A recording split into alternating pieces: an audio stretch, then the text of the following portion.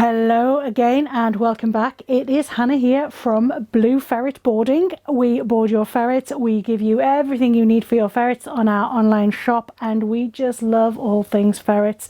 We're slightly bonkers, but in a good way.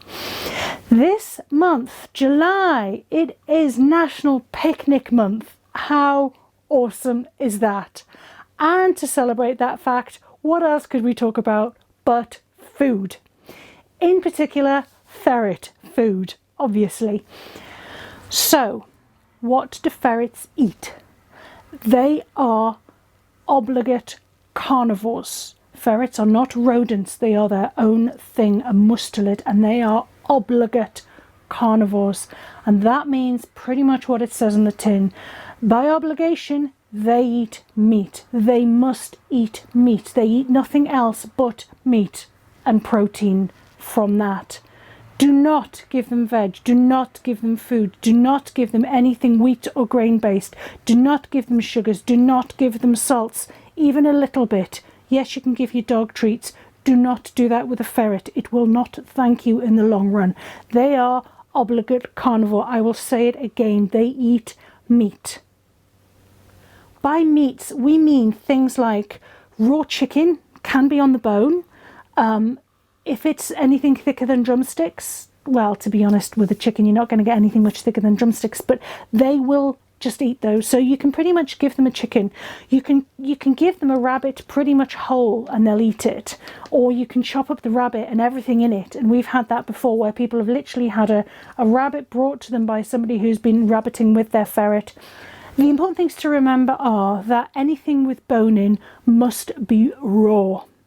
Anything that's cooked must not have bone in it, because once you've cooked the bone, it becomes brittle, and that can cause damage in the ferret's gullet. Even a small amount can really rip and damage a ferret's gullet. So no cooked meat on the bone.